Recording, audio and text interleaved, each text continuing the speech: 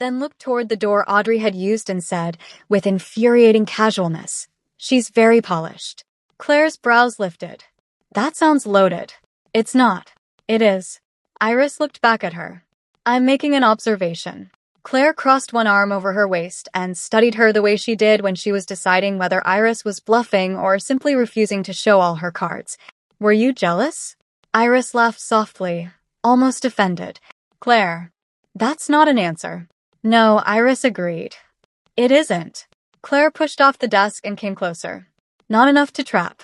Enough to shift the air." Iris held her ground, which meant, naturally, that Claire stopped even closer. "Audrey doesn't matter," Claire said quietly. Iris's expression barely changed. "I know." Claire searched her face. "I do," Iris repeated. "That's not why I came." That was the truth, and because it was the truth, Claire heard it. Something in her posture loosened another fraction. Then, more softly, "Why did you come?" Iris looked at her for a second, then answered in the same calm tone she'd walked in with. "Because I didn't like the idea of your old life showing up in your office before I did." That landed harder than either of them expected, judging by the way Claire's eyes changed. Iris went on before either of them could make it larger than necessary. "You don't need rescuing." "I know that." She lifted one shoulder.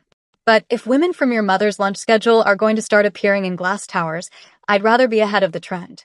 Claire actually laughed. Quietly, but enough. It transformed her face in exactly the way Iris had become weak for. "Well," Claire said, "that is the least romantic version of loyalty I've ever heard."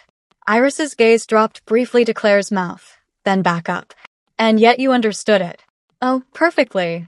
The office door opened before the silence between them could become something much more difficult to explain to building staff. Dana leaned in, took one look at the distance between them, and said, "Well, this seems charged." Neither woman looked at her. Dana smiled wider. "Wonderful." Claire turned just enough to give her the sort of look that had unsettled men in boardrooms and did absolutely nothing to Dana. "What?" Dana stepped inside with complete innocence.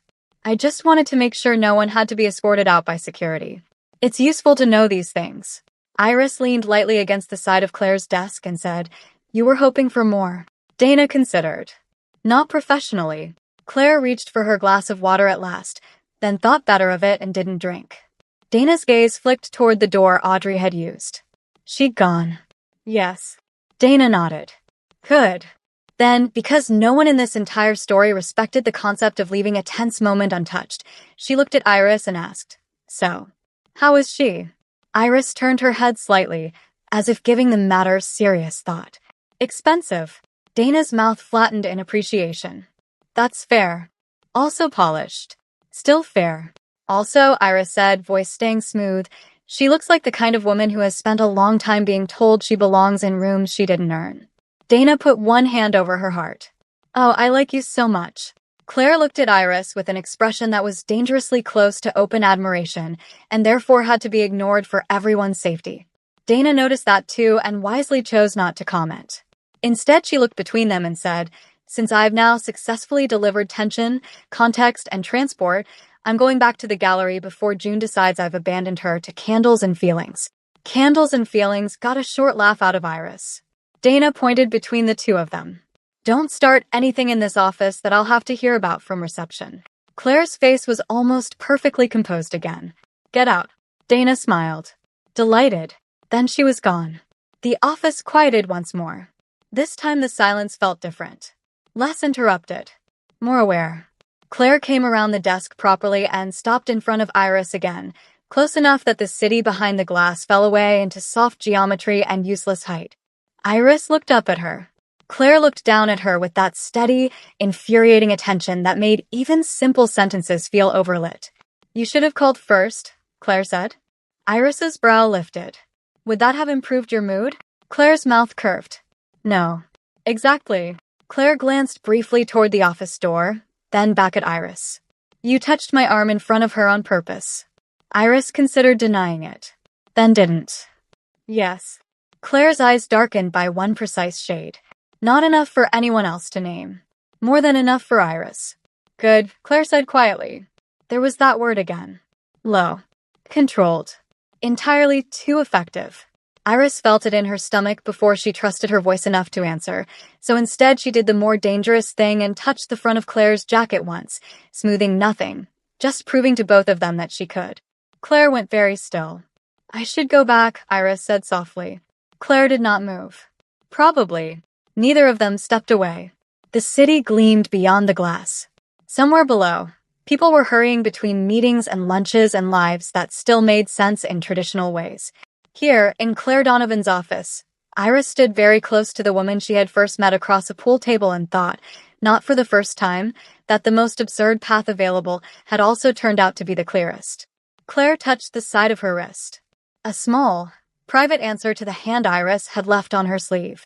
"When exactly," Claire asked, "did you decide to become terrifyingly calm?" Iris smiled. "Probably around the moment I realized being your wife had made me much more interesting." That got her a real reaction. Brief, helpless, gone too fast. Claire leaned in just enough that her next words felt lower than the room. "You continue to be a serious workplace issue." Iris's breath caught once, though she was annoyed to give him that much. "Then it's a good thing I'm leaving." Claire's gaze dropped to her mouth, then back up. "Yes," she said. But neither of them moved for 1 second longer than was remotely wise. And by the time Iris finally stepped back and headed for the door, both of them knew Audrey Banks had already made one fatal error. She had arrived too late to a life that no longer needed her approval to feel real. By the time the gallery lights were lowered that evening, the place no longer looked like a workspace. It looked like a decision. Nothing about it was traditional. That was the point. The front windows had been softened from the inside, so the city beyond them became a wash of evening gold and blurred headlights instead of a distraction. Chairs had been placed in 2 quiet rows facing the back wall, where Iris had chosen one large, abstract piece in deep blue, charcoal, and gold to hang alone. Candles, battery-powered, under June's strict anti-fire regime, glowed along the pedestals in clean lines. The flowers were white, but not too bridal. The music was low, barely there. The whole room felt less like a wedding venue and more like someone had taken the exact center of Iris Quinn's taste and made it intimate enough to stand inside. Claire arrived before the parents did. Iris was still in the back office changing, and June stood at the front desk with a clipboard and the expression of a woman who had been dragged into romance by force and intended to bill everyone emotionally afterward. Dana came in 3 minutes later, took one look around, and gave a low approving hum. "Well," she said, "this is beautiful in a way that would make at least 3 of Claire's mother's friends uncomfortable." June looked up from the clipboard. "Good." Dana smiled. "You're enjoying this too much." June didn't blink. "I'm enjoying control. The romance is incidental." That got the smallest laugh out of Claire. Dana noticed immediately.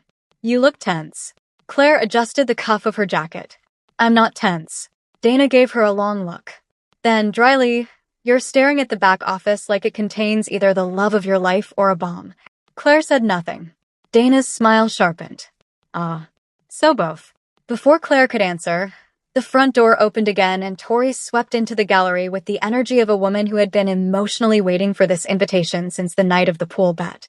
She stopped just inside, looked around, pressed both hands to her chest, and said, "Oh, thank God. This one looks legal." June looked up. "That is an incredibly low bar." Tori pointed at her. "You. I like." June's expression remained severe. "People keep saying that to me as if it's useful." Tori crossed the room, kissed Iris's mother on the cheek as she came in behind her, then went straight to Claire and looked her up and down with shameless appraisal. "You clean up well for your second wedding." Claire, to her credit, almost smiled. "Thank you."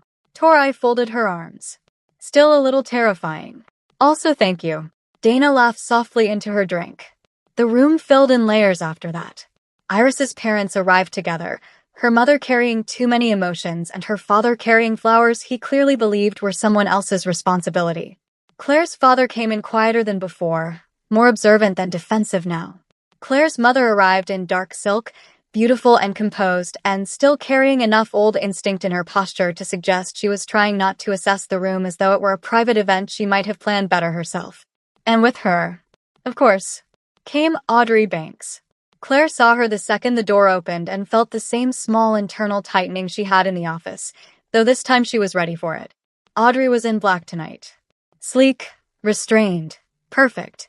Less like she was attending a wedding and more like she had chosen to be elegant in the vicinity of one. She came in beside Claire's mother, not clinging, not hovering, just close enough to imply comfort in places where comfort had historically belonged to people like her. Claire's attention sharpened at once. Dana noticed. Naturally. Tori, who knew absolutely nothing about Audrey except what she could infer from one glance and years of human survival, leaned toward Dana and whispered, "Who's the expensive ex?" Dana murmured back, "Worse. Symbolism." Tori blinked. "Oh, gross." Claire almost laughed. Almost. Then she looked toward the back office. Still closed. No Iris yet. Audrey moved through the room with the effortless grace of a woman who did not need to own space loudly in order to occupy it completely. She greeted Claire's father. She exchanged a few polished words with Iris's mother. She even glanced at the art with what looked like real interest, which was somehow more irritating than if she had been dismissive. Claire's mother, meanwhile, seemed determined to act as if Audrey's presence were a neutral event, which, by the standards of family diplomacy, meant it was very much not. Dana drifted to Claire's side with a glass of water and handed it over. "You are," Dana said under her breath, "being very disciplined." Claire took the glass. "It's useful." Claire looked at her. "What?" Dana's mouth curved. "Nothing. I'm just interested to see how long Audrey manages to stay under Iris's skin before Iris decides to become extremely calm. She won't make a scene." "I know." Dana's eyes lifted toward the back office. "That's why I'm excited." The door opened before Claire could answer. The room did not fall silent. Not entirely. It just changed direction. Iris stepped out in the dark green dress Claire had chosen for her, the silk catching the low gallery light in a way that made every breath Claire took immediately less reliable. Her dark blonde waves had been pinned back on one side and left loose on the other. Nothing about the look was fussy. It was elegant without trying, sharp without hardening her. Beautiful in the exact way Iris always was when she had fully decided not to make herself easier for anyone else. Claire forgot Audrey completely for one dangerous second. Then Audrey turned too. And there it was. Recognition. Not of defeat, not yet, but of the fact that whatever story she had once represented for Claire, it had no hope of competing with the woman currently walking across a gallery floor that had been rearranged into a vow. Iris saw Audrey immediately. Claire knew because their eyes met for the briefest instant, and instead of flinching, Iris went still. Not cold. Not angry. Just still in the way Claire now understood very well. This was the version of Iris Quinn that scared other people and did terrible things to Claire's pulse. Iris crossed the room without hurry, stopping first beside Claire, not touching her immediately, but near enough that the air itself drew a line. Tori came forward and hugged her fast. "You look insane." Iris kissed her cheek. "That's not a compliment." "It is from me." June, from the desk, muttered. "Everyone in this story needs stricter vocabulary." That got soft laughter out of the room and broke the surface tension just enough. Then Audrey stepped closer. Not too close. Never too close. But enough to bring the room into focus again. "Iris," she said. Iris turned. Audrey's smile was perfectly measured. "You look lovely." "Thank you." Audrey glanced once toward Claire, then back to Iris. "I have to admit, I'm still impressed you managed to move all of this so quickly. It's bold." There were 5 different ways to hear that sentence. Every woman in the room heard the right one. Claire set her water down. Dana went still near the wall. Tori's brows lifted. June visibly paused in the act of adjusting a seating card. Iris, however, just looked at Audrey for a beat. Then she reached for Claire's hand. Not abruptly. Not like she needed rescue. Like she was picking up something that belonged naturally in hers. Claire's breath caught once, quietly enough that only Iris would have heard it. Iris held Audrey's gaze and said, calm as polished glass, "You seem confused, so let me help. She's my wife." Silence. Not loud silence. Sharp silence. The kind that didn't need to last long to be complete. Audrey's expression held perfectly for a fraction too long. Claire did not move. Could not have moved if the building were on fire. Iris's fingers tightened once around her hand.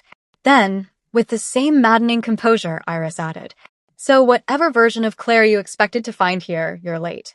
That one landed everywhere. On Audrey. On Claire's mother. On Dana, who looked like she needed a private room to enjoy herself properly. On Tori, who mouthed "oh my god" to absolutely no one. But most of all, it landed on Claire.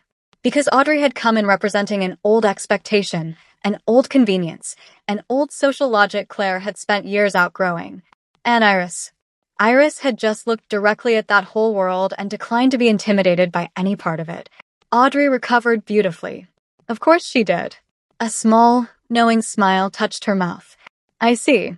Iris inclined her head. Good. For 1 second, Audrey looked from Iris to Claire, and something very close to actual understanding moved through her expression. Not approval. Not resentment. Recognition. Then she stepped back. Not banished. Not humiliated. Just put in her proper place. Dana, behind her wine glass, murmured under her breath. Well, that was lethal. Tori whispered back. I'm obsessed with her. June from the desk said without looking up. Take a number. Claire still hadn't taken her eyes off Iris. Iris finally turned toward her. There was no triumph in her face. That was the part that nearly undid Claire on the spot. No pettiness. No visible jealousy. No performance. Just certainty. As if standing beside Claire and making that clear to the room had been the easiest thing in the world. Claire's mother spoke first, because of course she did. We should begin, she said, and for once there was no edge in it. Only precision. Perhaps even, if one were feeling generous, a kind of surrender to the inevitability of what she had just witnessed. Claire looked at Iris for 1 second longer. Then, very quietly, so only Iris heard it. Come with me. Iris's brows lifted very slightly. Claire's jaw tightened once. Now. Iris saw whatever was in her face and, to her immense credit, didn't smile. Not yet. She only squeezed Claire's hand once and let Claire lead her toward the back office while the room behind them rearranged itself into patience, curiosity, and the unmistakable feeling that something had just happened no one present would forget. The back office was dim compared to the gallery. Not dark, just quieter. Softer. The overhead lights had been left low, and the sounds from the main room reached them only in fragments now. Chairs shifting, someone clearing a throat, the faint murmur of voices trying not to sound curious. Claire shut the door behind them, then turned. For 1 suspended second, neither of them moved. Iris stood with one hand still lightly wrapped around the edge of her dress, as if she'd only just remembered she'd been pulled out of a room full of parents, friends, old expectations, and one extremely polished ghost from Claire's former life. Claire looked at her and felt the full force of the evening hit all at once. Not when Audrey arrived. Not when her mother brought her in. Not even when the room had gone still. No. Here. With Iris standing in front of her in that green dress, calm as ever, as if publicly cutting through years of inherited social pressure had been no more difficult than choosing a wine that wasn't embarrassing. Claire took 1 step toward her. Then another. Do you have any idea what you just did to me? Iris didn't blink. Didn't soften. Didn't retreat. Didn't pretend not to know. Yes. 1 word. Quiet. Certain. Devastating. Claire let out a breath that sounded almost like a laugh and absolutely wasn't one. Of course you do. Iris's mouth moved slightly at that, but she said nothing. Claire stopped close enough to feel the warmth of her without touching. Her hands opened once at her sides, then closed again, as though even now, with the room outside waiting for them, control still insisted on being invited to stay. It was useless. Claire looked at her and thought of Audrey in the gallery, her mother at Audrey's shoulder, the entire old architecture of her life standing there in expensive shoes, still foolish enough to imagine it knew what belonged where. And then Iris, without a tremor in her voice, without performance, without fear, had taken Claire's hand and ended the matter. Not for Audrey. For Claire. Because she had seen what that room meant. What Audrey represented. What kind of pressure could still enter through old doors wearing good manners. And Iris had stood there and made it clear that Claire would not face any of it alone. Claire looked at her and very quietly said, "You stood there like you'd always belonged beside me." Iris's eyes softened, just slightly. "I do." That was it. That was the final undoing. Claire stepped in, one hand rising at last to Iris's waist, the other finding the side of her face with a kind of helpless precision that made the gesture feel more intimate than urgency ever could. Iris. But there was no other sentence worth saying first anymore. Not after weeks. Not after the contract. Not after the gallery. Not after this. Claire held her gaze and said, with no shield left around it at all, I love you. The room went silent inside Iris's face. Not blank. Not shocked. Still. As if something in her had been braced so long that hearing it at last had not broken her open so much as let her exhale. Claire's thumb moved once against her cheek. And for the first time all evening, some tiny piece of fear slipped through the calm. What if? Then Iris smiled. Small at first. Warm. Almost unbearably tender. And said, just as quietly, I love you too. Claire closed her eyes for half a beat. Not because she doubted it. Because hearing it almost hurt. In the best possible way. In the irreversible way. When she opened her eyes again, Iris was still there, still looking at her like she knew exactly what she'd done and had chosen every part of it. That look made the air between them feel suddenly much thinner. Claire leaned in, slow enough to give Iris every chance to move away. Iris did the opposite. She rose slightly into her, fingers sliding into the front of Claire's jacket, and kissed her before the distance was fully gone. The kiss landed deep. Not frantic. Not reckless. Not like jealousy. Not like the first wild swing of possession. Not like the night Claire had nearly come undone in the penthouse because Daniel had touched the wrong woman at the wrong time. This was worse. This was slower. The kind of kiss that carried everything they had not said in public and made it impossible to leave any of it outside the room. Claire's hand tightened at Iris's